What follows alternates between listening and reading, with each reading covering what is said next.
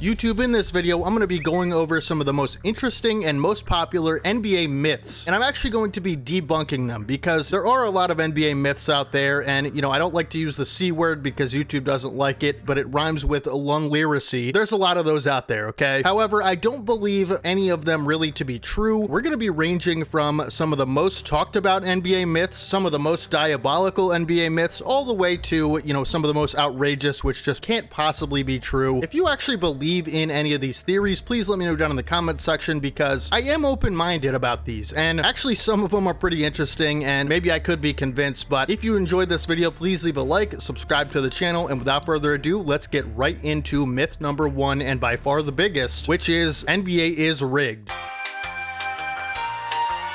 There's a lot of people out there that believe the NBA is rigged, and there's definitely various degrees of what people believe about it. Some people think that it's, to a smaller degree where the players are not in on it, but the league kind of, has a little bit of a collaboration with the referees and they kind of control certain outcomes of games. Let's say, there's a game in the playoffs, the New York Knicks versus the Charlotte Hornets. So the NBA would clearly have a financial stake in the Knicks winning that series because obviously New York is a massive market, a big money maker for the league, and Charlotte not so much. And so there's a lot of people that believe through officiating, the NBA kind of does these underhanded things throughout a game to manipulate certain calls, get certain players in foul trouble, and by doing that they control outcomes of games, but the players aren't into it. That's one kind of degree of the league being rigged. There's also been officials that have come out and said they have bet on games. There was one in the, I believe, 2002 Western Conference Finals, the Sacramento Kings, Lakers. I think it was 2002. The NBA basically had a big scandal where that referee admitted to taking a bet for that game and swaying the outcome of that series. But basically, to some degree or another, a lot of people think that the NBA controls the outcome of games. They have a script planned before the season. Some people believe that's like on the higher end of the NBA is rigged kind of rabbit hole, and I personally just don't believe this. At a certain point, the players would have to know this, okay? You can't just control the outcome of every game without the players having some kind of insight into what's going on. This is kind of just my thought about a lot of these theories is at a certain point, loose lips sink ships, okay? And people would start to talk about these things, whether it's one whistleblower or a few. All it takes is one high profile player to come out and say, we lost that game because the NBA had an agenda. Like, that's just, it doesn't happen. And I just feel like it 100% would if this thing has been going on for 75 plus years. Believe it or not, a lot of players and teams are pretty invested in the outcome of these games. And so I think it would be definitely discussed by now by some high profile players. I know there has been cases here or there, like I said, the Western Conference Finals, Lakers, Kings that I mentioned, but for the most part, I think this theory is, pretty overblown, and it's just not really something that I find possible to be true. And a lot of these theories moving forward, just an FYI, are going to be basically like under the umbrella of the NBA is rigged. Like, that's where we're going to get into the next theory, which actually is by far my most favorite, most interesting theory, and I don't really believe it necessarily, but I think it is super fascinating. And if I was going to be convinced about any of these theories, it would be this one, and that is that the NBA has magnets in the rim. The magnets on the rim thing has been discussed for a while. Basically, the idea is that the NBA has like a tiny few magnets in the ball and in the rim so that they can control outcomes of games, and they would use it to have certain shots go in that were very timely and very favorable to one side or not favorable to the other, and so that certain players could make their shots more often, especially in crunch time. And I actually went down this rabbit hole a few years ago when my 76ers lost to that Kawhi Leonard shot. Like, that shot was so crazy that it actually had me going down a rabbit hole about magnets on the rims. That was, I think, where the whole idea kind of took off, because that shot was just so insane about how it bounced around the rim so many times at such a weird angle that I don't know if I believed it necessarily, but I was super curious about it because a lot of people were talking about it at that time, and it, so much so that they actually had to get a kind of physics expert to explain how that's possible for a ball to bounce in that particular way from that angle at that velocity so many times around the rim. Like, so many people were questioning it. It really does look a little bit fake sometimes if you watch that shot over and over. You just, especially as a Sixers fan, like, I wanted it to be true because I didn't want to believe that that could possibly happen to my team. Just a day in the life of a Sixers fan here. But magnets on the rim is super fascinating. There was talks about this, if you see some highlights of certain kind of weird bounces on the rim, there's just a lot of compilations out there. And, one particular one I can probably show you guys is during a, halftime of, I believe it was a late 2000s game or maybe early 2010s game of, I believe it was the Hawks. They had a fan come out and do a half-court shot, and the ball literally sat on the top of the rim. It just stuck on the top of it. It looked so fake, and it looked like, there was something, pulling the ball down and it just sticking on the rim. And so that's like a really popular one if you're into this kind of thing. There's a lot of shots that if you look at the physics, some of them don't line up, but again, a lot of it is just video, like just not being, 4K, right? Like a lot of it could just be explained by true physics, but the way the camera's angled and stuff like that just doesn't look super real. It's pretty fascinating, but I've been to a lot of NBA games and I can confidently say the ball does travel at a normal speed most of, 100% of the time. I have not noticed anything at an NBA game where I thought, wow, that shouldn't have gone in based on the trajectory of the ball. It's just, it's just a far out concept that definitely probably isn't true, but is the most fascinating to me because I did a lot of research in it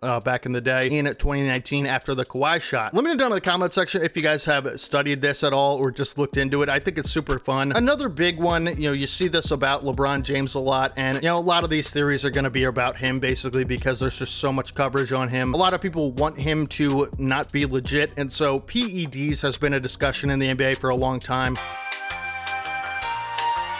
Obviously, there have been cases of players being caught for PEDs, and there's been tons of reporting on it, right? But it's just like any other sport. Some people are going to cheat, and some people are going to take stuff that they shouldn't be taking, and, those players eventually get caught, and then people start to question, well, who else is taking PEDs? Is this a, big problem like the MLB had in the early 2000s? And personally, I think this one is just totally ridiculous. Like, I don't put any stock into this one, especially, people like to talk about LeBron with the PEDs. This guy is just a genetic freak. That goes for everybody in the NBA. They are genetic freaks. Their bodies just don't make sense naturally as far as the rest of us go. Like, we just can't comprehend some of these dudes, physical, God-given natural talent and ability athletically, right? Like, especially LeBron James. There's no one ever athletically that's been like him. A lot of people say he's taking that, SARM substance that I'm not even sure if that's technically banned, but it basically, heals you quicker and has your body recover quicker after, wear and tear. And LeBron's been, so active throughout his NBA career that people say that, he has to be on something for him to be this durable for this long. And I just don't find it plausible, man. Like, if there was guys like LeBron James taking PEDs, don't you think they would have found out by now? Don't you think someone would have found out by now? And I guess the argument is that the NBA would never want anyone to find out, and so they, sweep it under the rug. And that's how these players get to play so long, is because they're on substances like SARMs that could heal them quicker. And that's why you're seeing players, play into their late 30s more often and still be great on a offensive level. This is a counter argument to this that I think is super legitimate. And honestly, this could go for a lot of the arguments. What about the Olympics, right? Because the NBA is an American product. The Olympics would have no, and I mean literally no, stake in covering up PEDs. You have to test for the Olympics. It's a global thing. Of course, like European countries, and I think countries like that would want the NBA to be exposed for PEDs. That way they could win the Olympics. They have a lot of motivation if players were on PEDs to discover that and call it out. The USA has dominated the Olympics, especially, this year. LeBron was the best player in the Olympics. Steph Curry was out of his mind. Kevin Durant was amazing. Like, don't you think by now the Olympics would factor into this PED discussion? Not only qualifying for the Olympics and testing, negative for PEDs for the Olympics, but the other countries having a motivation to call out NBA players and American players. I could see if LeBron and Curry and these guys went to the Olympics and totally were like out of their element and got completely dominated, then maybe, oh yeah, well, something's going on over here that's not going on over there. That was just not the case. They were the best players in the Olympics. And so unless you're going to say the other countries are in on it too, I can't get behind that theory. The Olympics is a big counterpoint to that argument. And so PEDs just not feasible for the NBA to have a, league-wide PED problem. It's just not happening.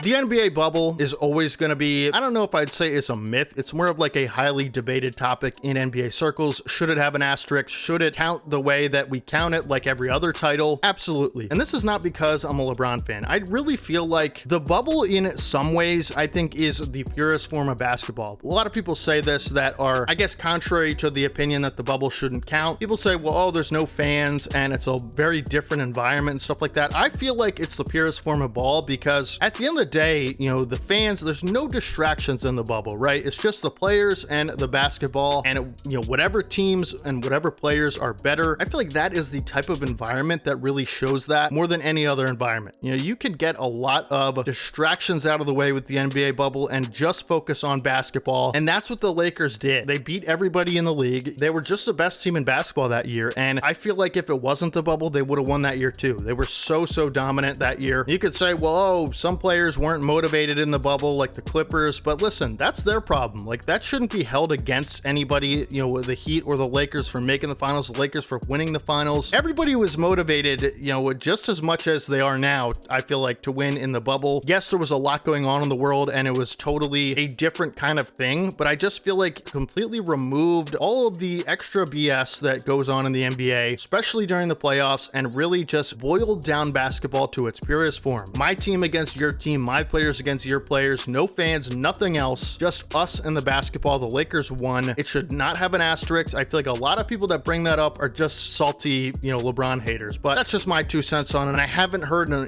good argument, you know, articulated enough to me to where I can confidently say this is unlike any other title. And so the bubble counts, and I know a lot of people aren't going to agree with that one. It's not really a myth at the end of the day. It's just kind of a hot topic, but I decided to cover it in this video. And the last one, this is probably the biggest NBA lunliracy, maybe of all time, and that is the Wilt Chamberlain 100-point game.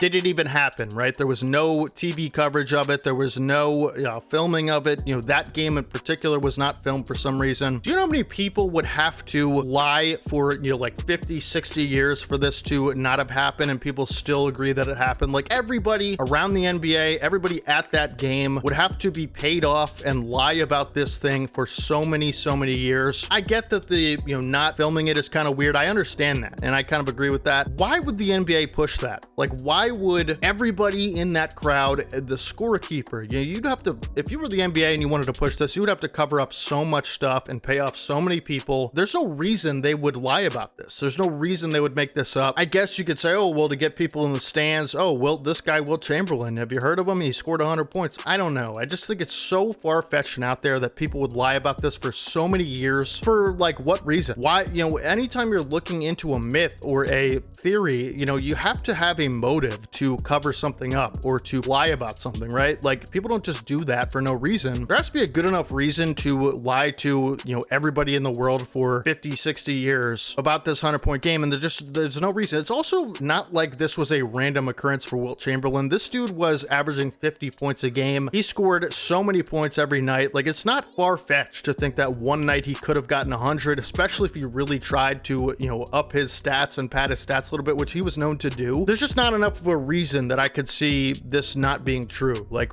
you know, why would they do that? You know, that's kind of where it stops for me, is like, I get that certain things are weird about it, but it's not weird enough for me to say that everybody in the entire NBA for 50, 60 years has, you know, lied about this and basically said something that wasn't true. And so it doesn't make a whole lot of sense to me. That's the other one that I just think is ridiculous. I don't really understand that. It's not far-fetched to think that he would do it, but that's pretty much it for all the myths. If you want to see part 2 of this video, there's a lot I didn't cover in this video. I wanted to kind of keep this a little bit short and sweet, but there's a lot of, you know, great NBA myths out there. Maybe we could do like an iceberg or something like that if you guys did enjoy this. If we get 50 likes on this video, I will do a part 2. If we get 75, I'll do an iceberg, okay? I know those are high goals, but if you want to see an iceberg or a part 2 to this video, get into some of the more, you know, in-depth kind of stuff, then please let me know down in the comment section. If it doesn't get all the likes because of the exposure of the video, but you guys do want to see it, please let me know down in the comments, because that's the best way I can tell. This has enough, you know, behind it. I will, you know, keep doing stuff like this. I had a lot of fun recording this video and researching for this video, and I just think, you know, I'm not a big, like, you know, literacy or theory person, and so I always go back to motives. I always go back to, like, how ridiculous would it have to be for this to be true? How many people are involved in it? That's another thing. Like, you know, at a certain point, if it's thousands and hundreds of people, somebody's gonna talk, and it's just human nature. You can't even gossip with your friends without somebody telling the other friend. Like, it's just, you know, there's no reason not to. And And so hopefully you guys did enjoy it. Leave a like and subscribe if you want to see more content like this all the time on this channel. I am Dehave, and we're trying to make something special of this community. Please, please, please stick around for more content. It might not be exactly like this, but we're going to cover NBA topics on this channel all of the time. Subscribe to my 2K channel, links down in the description. I'm going to be uploading there again pretty shortly. Follow my Twitter, links down in the description if you want to see more content. Make sure you guys subscribe with notifications turned on so you don't miss any uploads. And I will catch you guys in the next one. This has been Debunking NBA Myths. 50 likes for part 2, 75 for a iceberg, and leave a comment if you want to see more. I will catch you guys in the next one. This is your boy Dehave, and as always,